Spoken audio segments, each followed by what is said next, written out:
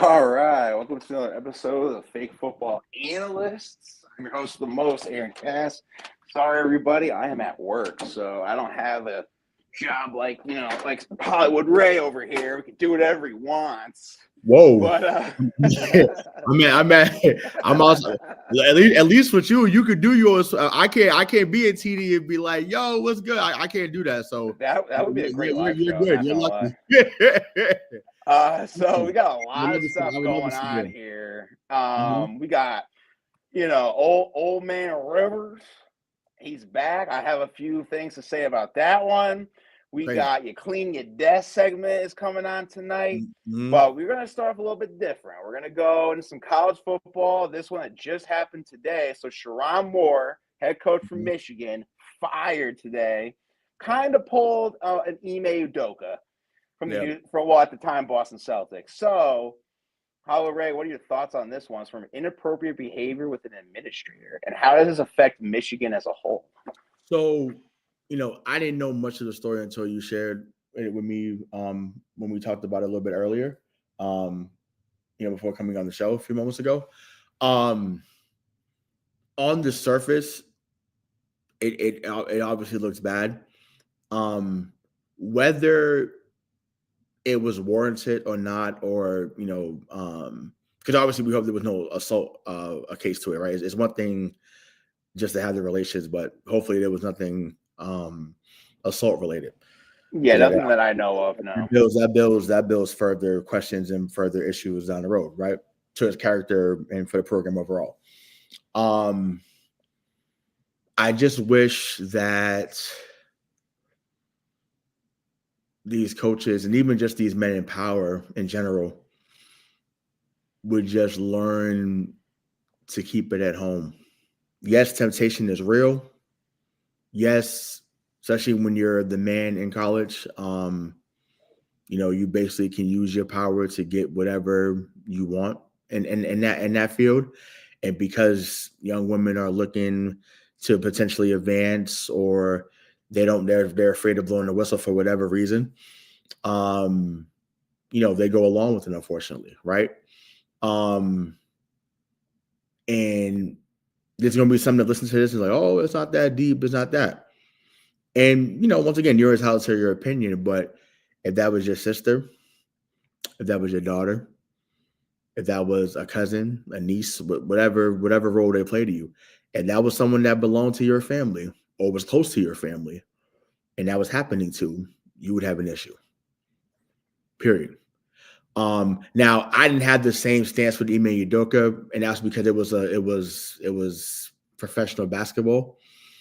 And I was just like, even though wrong is wrong, cheating is cheating. I'm not going to sit here and condone that. But at the same time, it's just like, dude, to take away from what you're looking to build at your place of employment really just speaks to your lack of dick discipline. And that's the way I could say it. Your dick discipline is not where it needs to be.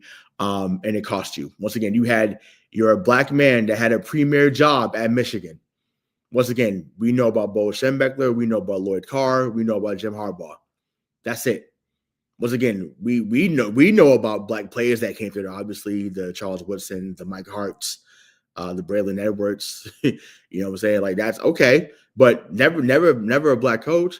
So you get into that prominent role at the big house in Ann Arbor. Once again, y'all are smacking Ohio State in recent memory, right?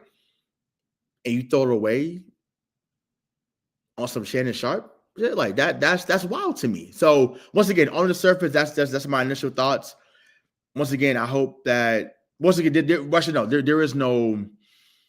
The only positive outcome from this is that, like I said, hopefully he didn't assault. That's the only thing I hope that didn't happen. But so from what I just heard from one of my sources, I won't say who, but it looks like Moore was detained by the police. Okay, so I'm not sure what's going on with that. With the so if he was detained, then either. Well, I mean, we can't say that. I mean, well, there's no one underage in college. Everyone's 18 or older, but that means that maybe there was something more to the story. Yeah, exactly. So pun intended, there's more to the story. But yeah, it's wild. It's wild. Yeah. My big thing for the Michigan program is you were already under allegations. You're already stripped away of scholarships and potential wins and all this and that. And, this happens. But unfortunately, it is a positive side is Bryce Underwood. Now, Bryce Underwood, originally quarterback, he was obviously quarterback for the Michigan Wolverines. He actually committed to LSU first, right? Then Shamir Moore, who knows him, he knows his quarterback trainer. Remember, Shamar Moore is the actor. No, that's wrong. Yeah, right. Hey, listen, Shamar Moore. Hey, listen, if you want to be a friend of the show in the future, but we are not claiming anything. Let's be clear. Shamar Moore, we want you on the show. Did I mention I'm at work? Did I mention I'm at work? So he essentially recruited Bryce Underwood last year to come play for Michigan. Now, guess who's at LSU? Lane Kiffin. And what does Lane Kiffin do at quarterbacks? He brings them to not Heisman-like levels, but brings them and puts them in the NFL. Bryce Underwood can essentially, go in the transfer portal because it's legal now, and essentially take an NIL deal, go to LSU, and do exactly what Jackson Dart's done with them, Matt Corral's done with them, Chamberlain, who's now in the college football playoffs, what he's done with him. So that's great with that. But transitioning a little bit for obviously Ole Miss is in the playoffs. A team that's not in the playoffs, Notre Dame. So I'm going to go first on this one. Yeah, go ahead. No, they were not snubbed from college football playoffs, and I'll give you a few reasons on this one. One, they do not have a conference. Yes, they are an independent. Yes, in basketball, they're part of the ACC. Football, they are not part of a conference, so they can easily cherry pick who they want to play during the season. That's one.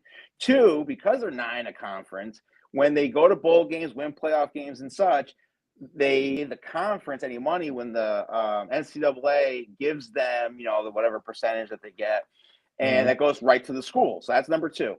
Three, head-to-head matters. Miami, Florida, I am a Canes fan. Go Canes. It's all about the U.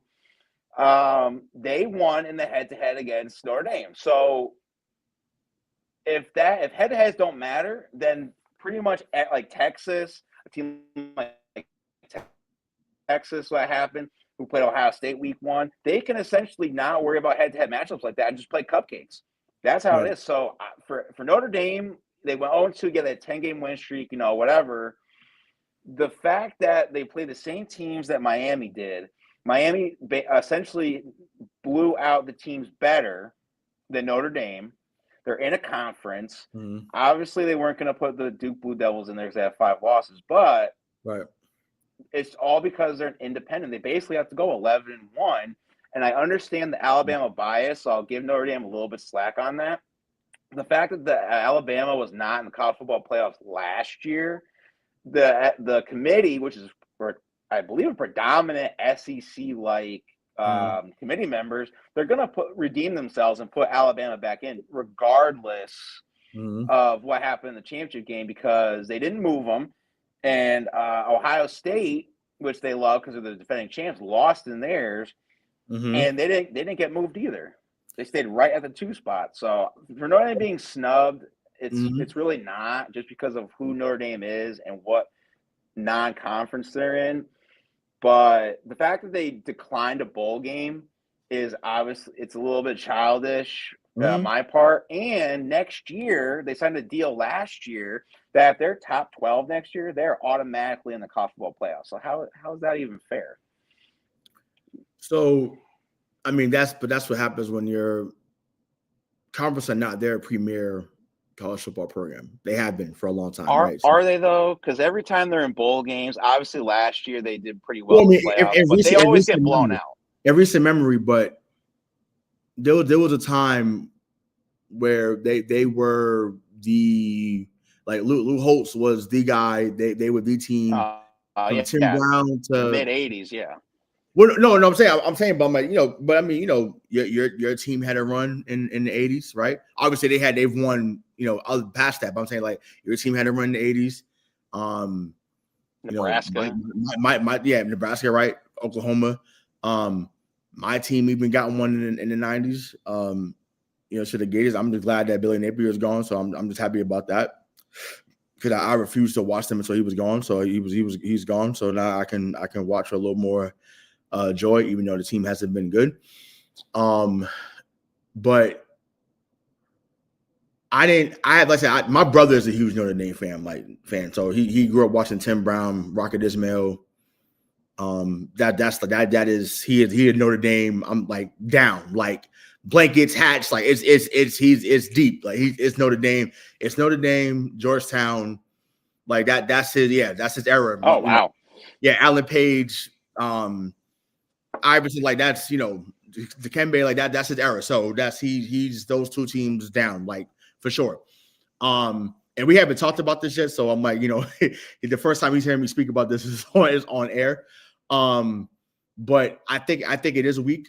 I think it's weak that because you got to think about it, you got players in there that played until like that chose to come there, possibly wanted to get spotlight.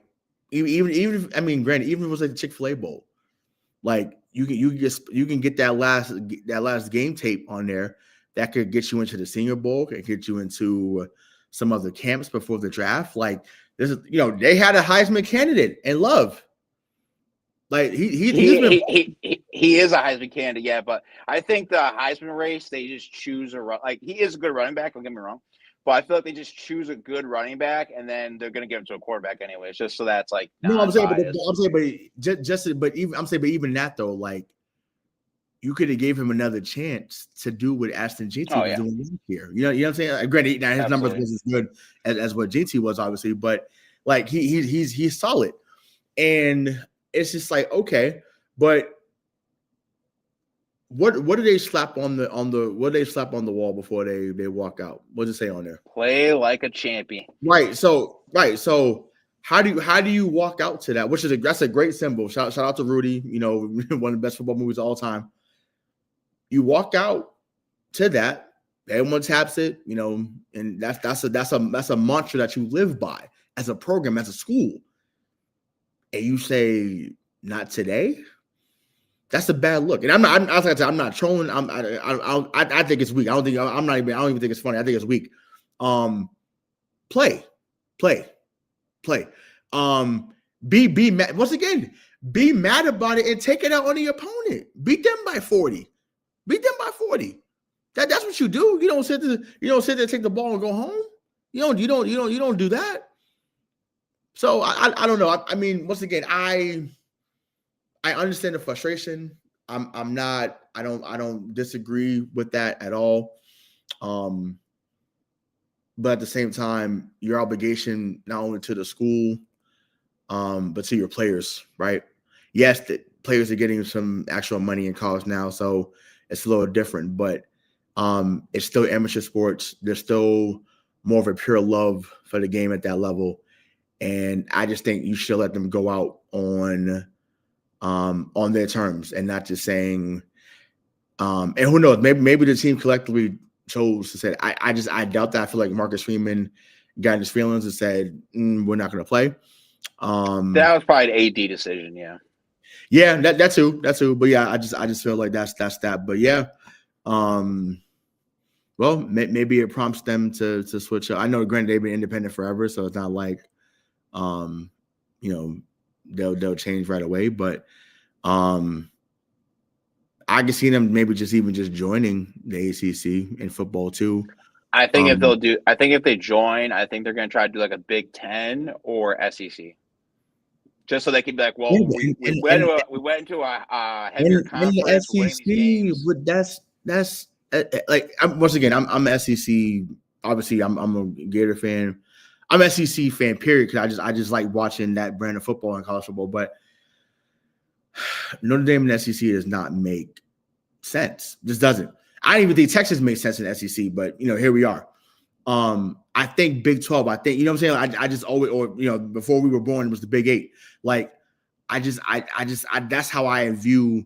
And if Notre Dame is to join a conference, it should be the Big 10. It should not be. Well, is the Pac-12 around? No, the Pac-12 is gone, right? Pac-12 is gone. Well, the Pac-12 actually is coming back. Just it's going to be a little bit different.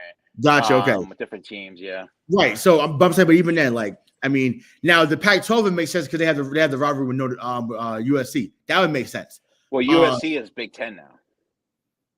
Oh, okay. So there you go. So that's what I'm saying. That shows how much I missed the realignment, right? So either way,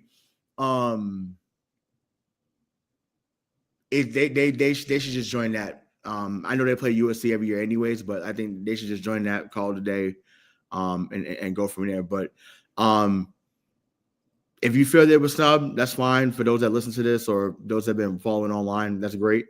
But you could feel that way, but both things can be true. You can feel they got snubbed, and you can also say it was a weak move on their behalf as a school to not give those young men a chance to end on a good note.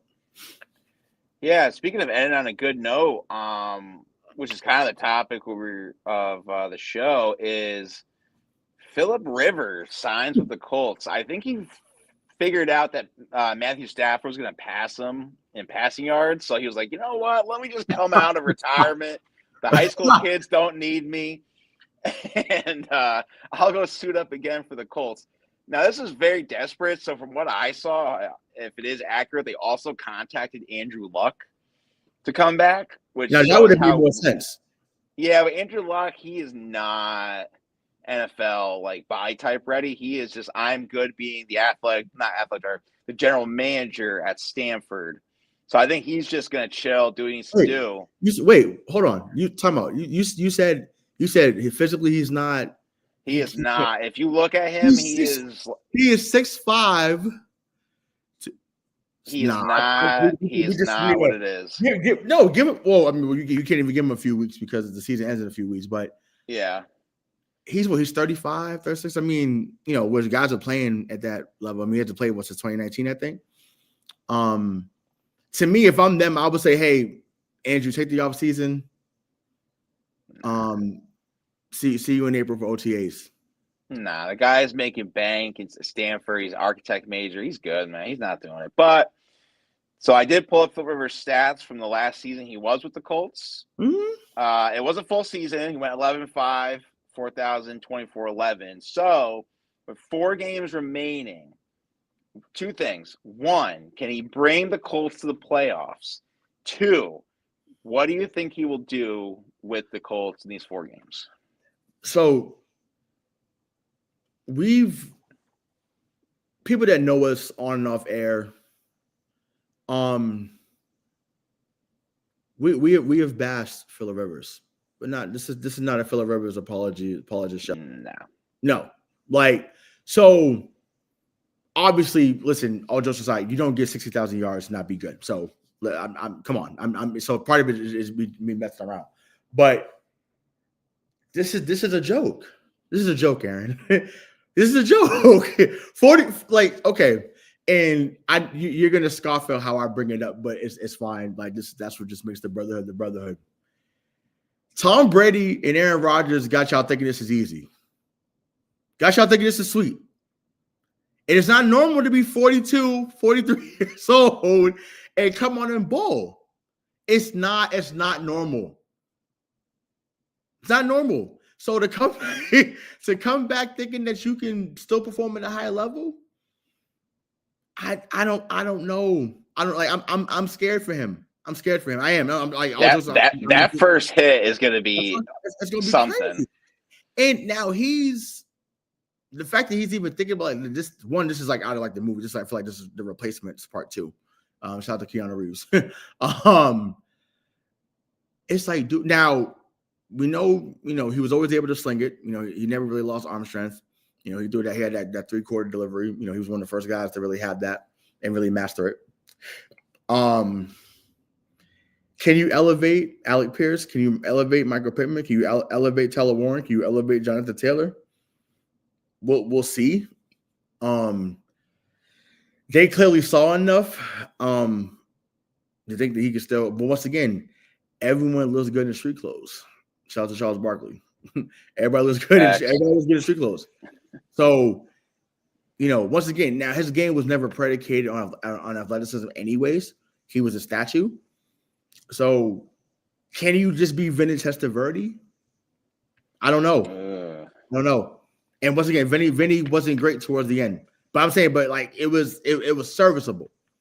Because people forget that Vinny was #1 pick many years ago. But it's just I don't know. But I'm honestly scared from him. I'm scared from. And it'd be cool to see him do well because it'd be a cool story. They've played so well that they deserve to get at least a chance to get to the playoffs. But yeah, it's been something. all I'm gonna say to wrap this up is I think Taylor Heineke would have been a better option. He is a free agent. If the way Shane Stetchen, however you say it, I feel like that would be a little bit better because he's more relevant in the NFL. But this is just a crazy, desperate signing. So it is what it is. But speaking of, we had a few weeks ago, we had a new segment that we have of pretenders and contenders. So this week, Hollywood Ray put it in the notes, and I was like, oh, we should definitely do this. Who's hot, who's not? Right. So I'm going to do Hollywood Ray's first for the hot. So his hot is Texans, Packers, Dolphins. Yeah, no, I knew you would be, but once again, we're analysts, but we're also going to be objective on it, right? And that's subjective. I mean, listen, from Davis Mills to coming back to CJ Stroud, Houston has had a seamless transition, and they've done really, really well. For them to be standing at 8-5, just coming off a Sunday night win against, Kansas City. Putting the AFC West nail in their coffin, right? Obviously, the season's not over yet, but AFC West nail in their coffin. D'Amico Ryans has them ready, has them prepared, and this is what we were expecting from them, all along, if healthy. And obviously, when you get Stroud back and Nico Collins is healthy, that defense is serious. Danielle Hunter, Will Anderson might be the best edge rush tandem in the league. Like, if they're not one, they're definitely three. Definitely the top three. Obviously you got Stingley. They have some cornerstones there that could be a part of their future going forward. For Green Bay, once again, I think a lot of people wrote them off after that tie against Dallas. But they've been on a roll. Now Jordan Love has not looked top 10 majority of the year. He hasn't. That's someone I thought that was going to be an MVP candidate, but he's been middle of the road, this year, in my opinion. And I feel like they're just their kind of team. You know what I mean? Like, they're just fringe. They're not hot. They're not. It's just like, Well, I mean, no, they've won. I mean, they've won. That's what I was basing on. I was basically go click on the standings here. So NFC, right? Oh, go on. So they've won 4 in a row. You know what I'm saying? So they've won 4 in a row. They're 7-2 in the conference. So like that NFC North race is tighter than I think people thought it was going to be. I think people thought for sure. They got Michael Parsons, it was going to be a runaway train, which it could very well, it could still be that and come January, but to get there. But then last but not least, once again, this is not something where I was looking to put them on there, but if I'm going to objectively be an analyst, objectively speak, where's due? They've won 4 in a row. The Miami Dolphins are on fire right now. They are. I said they surpassed what I thought they was going to do. I thought they was winning 5 games, and they're now at 6. So now they're doing, now they're at 6-7, so they're at there. Hey, listen, I'm in the classroom. I hate it every day. Every day they're doing it, Aaron. Every day. You can thank LaMelo Ball for that, but okay. It's just like, it's oh God, like, makes me sick. Like, so it's out of control. But anyways, yeah. Devin Achane is a top 5 back in his league. Interesting. He's as important to Miami as Jonathan Taylor is to Indianapolis. I'll give you that. Yeah, absolutely. He's been that good. They're not even relevant without him right now.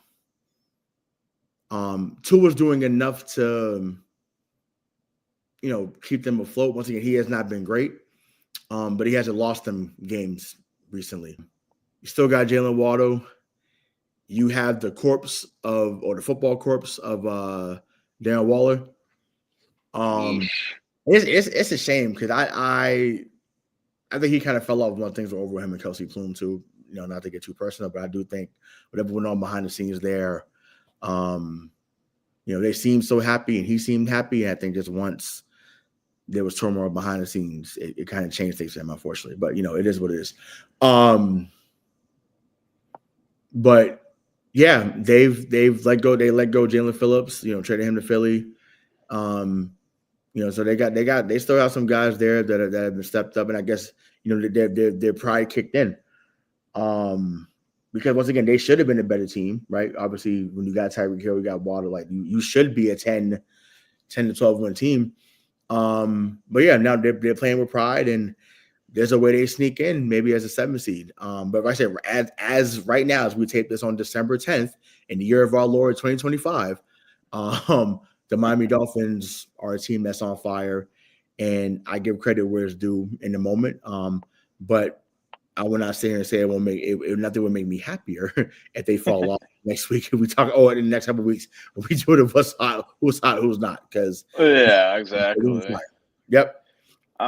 So mine is the two in the same division: Texans, Jags, Niners. We already talked about the Texans, so that's fine. The Jags, I was actually a little surprised, like just the way they're coming together.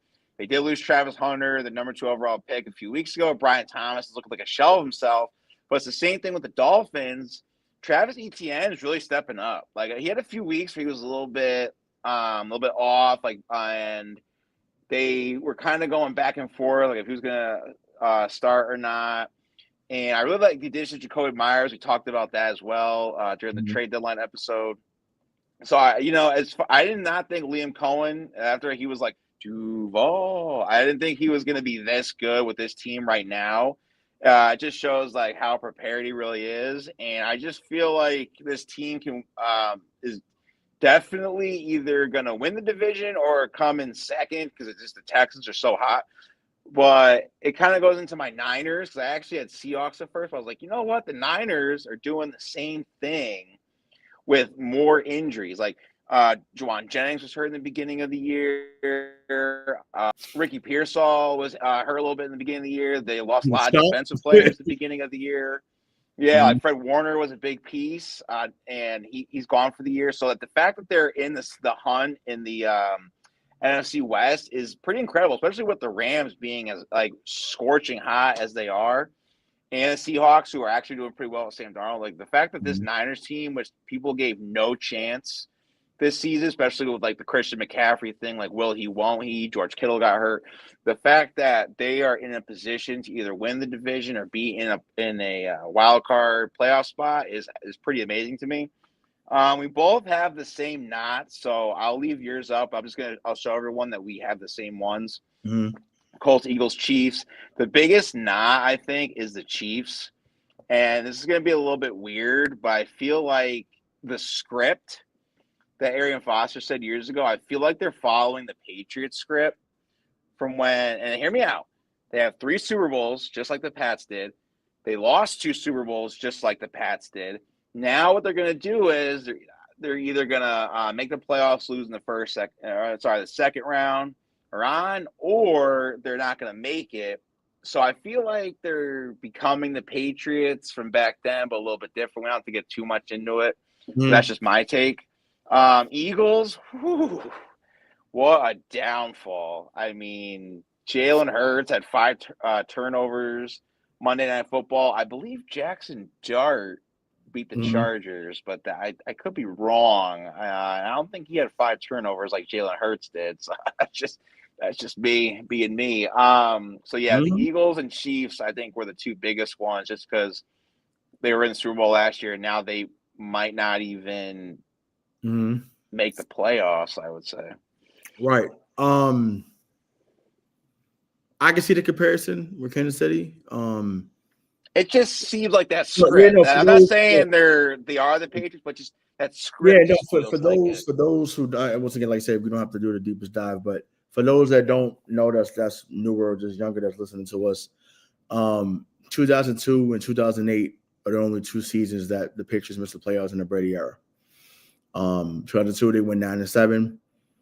2008 they go 11-5, but Brady got hurt in the first game against Kansas City.